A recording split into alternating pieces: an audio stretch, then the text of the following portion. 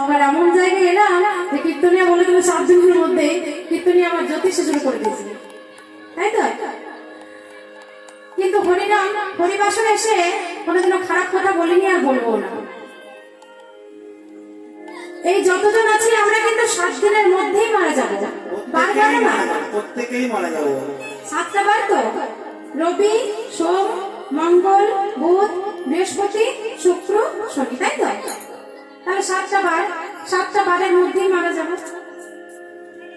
বলছে মহাজন বলছে রবি যদি সামনে চল, সামনে গেলে মঙ্গল হবে, তাই তো? আর মঙ্গল হলে বুদ্ধি বাড়বে, আর বুদ্ধি বাড়লে বৃহস্পতি আসবে, আর বৃহস্পতি এলে সুখ হবে, আর সেই সুখে যদি তুই গোবিন্দকে ভুলে যাস তাহলে রাহু তোকে গ্রাস করবে। বলছে রবি যদি সামনে চল, রবি মানে রবিবার, তাই তো? রবি মানে রবিবার, সামনে চল মানে সোমবার,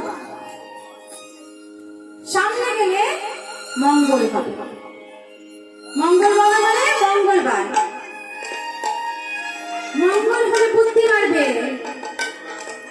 মানে বুধবার, আর বুদ্ধি বাড়লে বৃহস্পতি আসবে মানে টাকা পয়সা আসবে, ধন দৌলত হবে, আর টাকা পয়সা এলে সুখ হবে, আর সেই সুখে যদি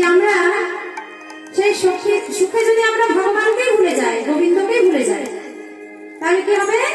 আমাদেরকেও ভব পারাপার ছেড়ে চলে যেতে হবে, তা আবার ভালো জায়গায় যাব না। এটা তো মুখের পথ নয়, মুখের পথ হলো হরিনাম সংকীর্তন করা। তাই আমাদের কিন্তু সাধু সঙ্গ করতে হবে, আমাদের মনে